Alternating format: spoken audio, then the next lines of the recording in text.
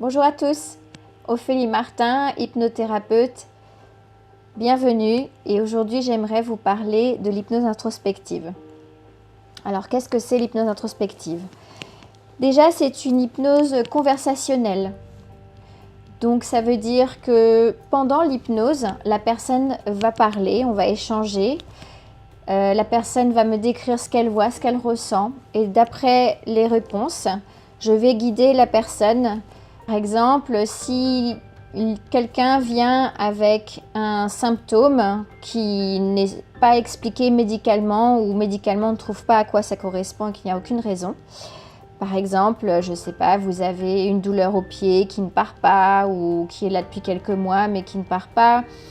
Ou bien si vous avez des fois des pressions très fortes dans la poitrine, des maux de tête répétitifs et puis qui ne passent pas forcément avec non plus des médicaments, etc. Bref, quand vous êtes sous hypnose, souvent la réponse devient beaucoup plus claire. Et la réponse est amenée par votre subconscient. Donc le principe de l'hypnose, c'est qu'on met une personne en état de profonde relaxation et on accède au subconscient. Donc le subconscient, c'est ce que l'on appelle aussi en régression de vie antérieure l'âme. C'est cette conscience bien intentionnée qui a toutes les réponses et qui vous veut du bien et qui ne demande qu'à être écoutée. C'est souvent cette petite voix, cette petite intuition aussi qui dit « Ah, il faut mieux que tu fasses ça » ou « Vaut mieux pas que tu fasses ça ». Quand vous avez un symptôme non expliqué, bien sûr, dans une séance typique, je vous pose beaucoup de questions sur le passé familial, les émotions, votre enfance et même la grossesse de votre mère quand elle était enceinte de vous, parce que tout ça, ce sont des points importants.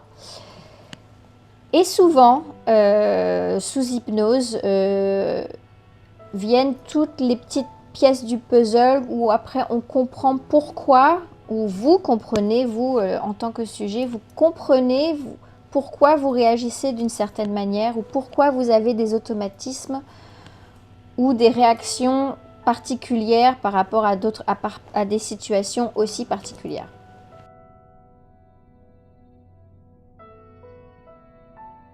Donc dans cette technique, le principe c'est de remonter à l'origine du problème. Donc par exemple, vous avez un symptôme qui est la pression sur la poitrine.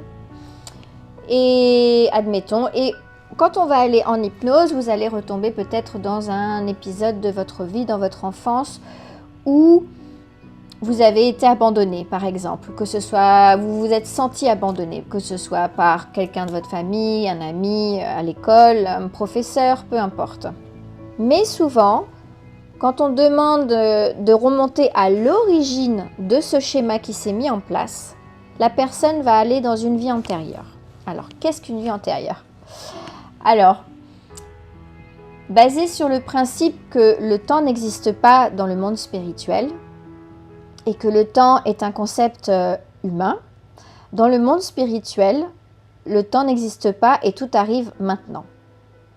C'est-à-dire, vous étant enfant, en 1994, quand vous étiez à l'aube de votre adolescence peut-être, ou de votre enfance, quand il s'est passé quelque chose dans ce souvenir,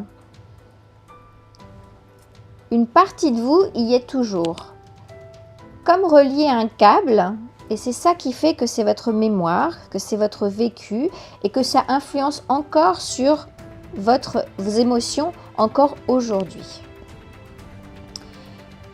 Ça, c'est pour ce qui concerne de la vie actuelle. Mais c'est le même cas quand l'origine d'un problème remonte à une vie antérieure. Quand on arrive à comprendre et à faire passer du côté inconscient l'origine du problème à la partie consciente, le fait de le savoir et de le comprendre, on peut commencer à établir un changement.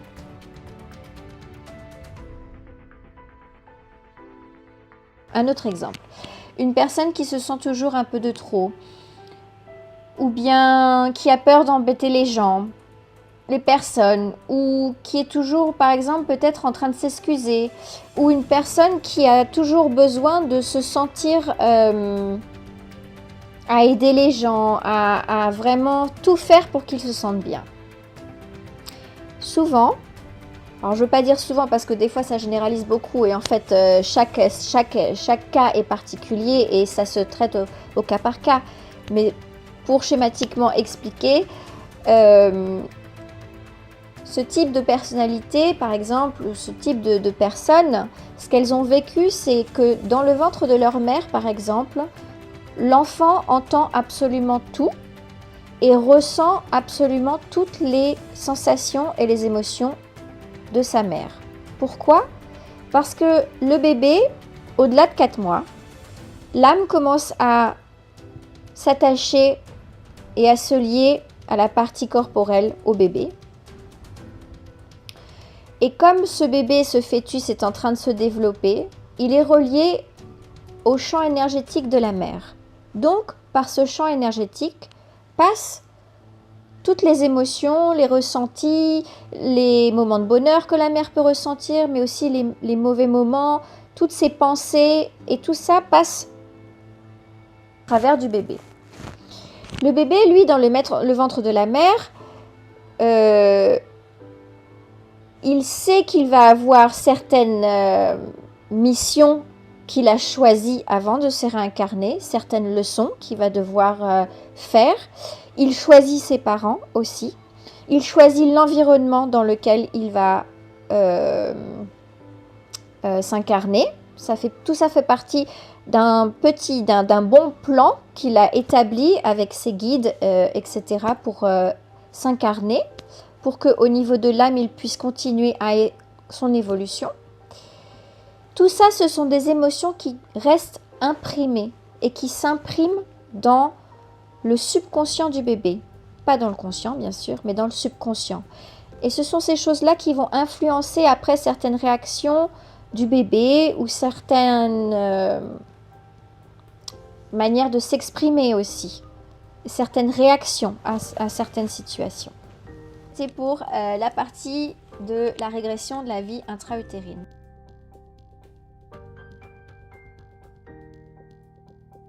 C'est pour qui ces hypnoses? Alors, c'est pour la personne qui va avoir plus de 18 ans déjà. C'est pas pour les mineurs. Parce qu'il faut avoir déjà un certain vécu pour pouvoir, et donc un certain recul aussi, pour pouvoir avoir une certaine compréhension.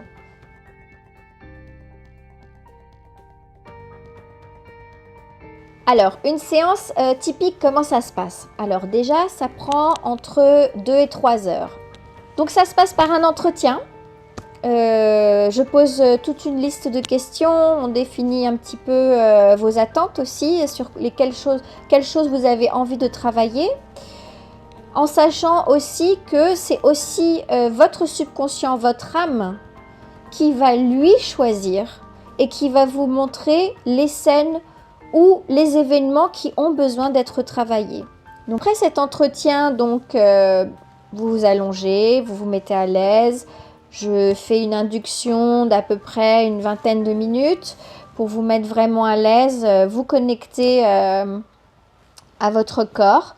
Et puis après, ça se passe comme une méditation, on se relaxe et puis on vous laisse guider par ma voix. Et comme c'est une hypnose conversationnelle, il y a toujours une partie de vous qui est consciente ou qui va comme vous écouter. Vous allez écouter ce que vous dites.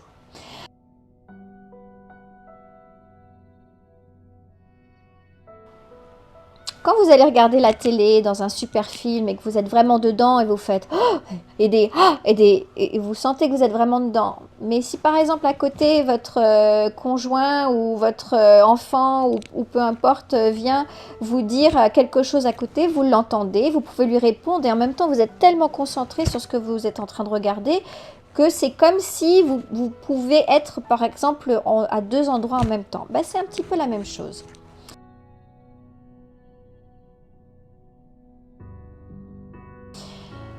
L'autre piège aussi des fois que je remarque, c'est que les gens s'attendent à voir dérouler un film derrière leurs paupières. Alors non, ce n'est pas ça. On va regarder avec ses yeux intérieurs. Ça veut dire quoi? Ça veut dire utiliser son imagination.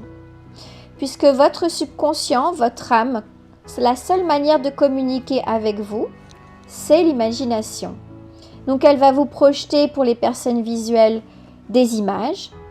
Pour les personnes auditives, elle va vous faire entendre. Vous allez peut-être entendre des dialogues ou juste des scènes et puis avoir quelque chose de complètement noir, mais entendre tout. D'autres personnes sont kinesthésiques et c'est par le ressenti. Donc elles vont dire par exemple, ah je vois rien, j'entends rien, mais je ressens que mon émotion c'est ça, etc.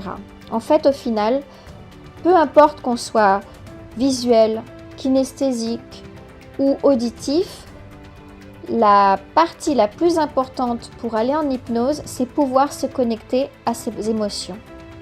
Si par exemple, vous commencez à vous sentir pas très bien et que je vous dis alors comment tu te sens maintenant et que vous pouvez me dire je me sens comme ça, alors c'est bon.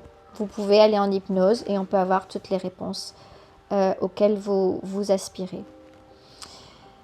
Voilà, ça c'est pour la partie travail. Donc après l'induction, il y a la partie travail, la partie hypnotique. Donc celle-ci, elle dure à peu près 1h30. Sous hypnose et ensuite après vous vous réveillez, voilà, on discute, on débriefe un petit peu bien sûr vos impressions, etc. Et puis c'est mieux de ne pas avoir de rendez-vous trop important le même jour. Ça ne veut pas dire que vous n'allez pas être vous-même quand vous allez revenir, mais énergétiquement parlant, il y a quand même beaucoup de travail qui se fait.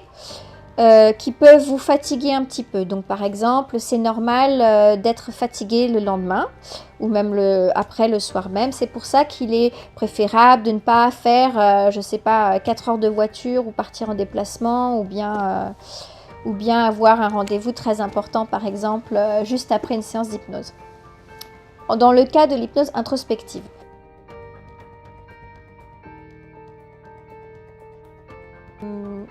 3 par an maximum, j'ai envie de vous dire. Si vous avez vraiment envie, vraiment envie de travailler plus, le minimum de temps à attendre, j'ai envie de dire, ça serait 1 mois. Mais il faut quand même avoir en tête que ce n'est pas seulement vous et votre partie consciente qui ont travaillé, mais ça se fait aussi au niveau de votre âme et qu'il est important de respecter un moment de guérison.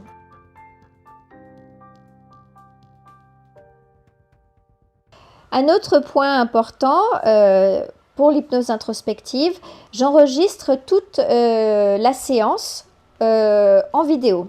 Donc le soir, vous repartez avec un enregistrement, enfin vous repartez pas à clé en main, mais je vous donne un lien plus tard à vous connecter. Vous pouvez télécharger vous-même votre vidéo.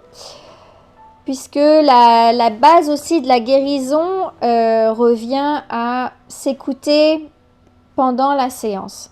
Et pourquoi des fois pourquoi il est aussi important de réécouter son audio, sa vidéo, c'est parce que l'état d'hypnose, il est comme ça en fait.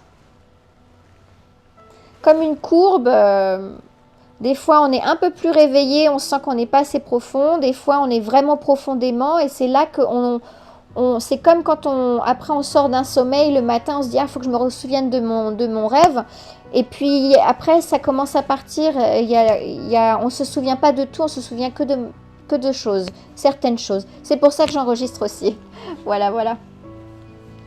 Ok, alors j'espère que ça vous a aidé à comprendre et à vous faire découvrir ce qu'est vraiment l'hypnose introspective. Moi personnellement, j'en suis tombée complètement amoureuse après avoir suivi un cursus d'hypnose ericksonienne classique. J'ai trouvé que redonner le pouvoir au client par lui-même, c'était vraiment une technique vraiment appréciable et magnifique. Voilà. Donc je vous souhaite encore une bonne journée et à bientôt. Merci. Au revoir.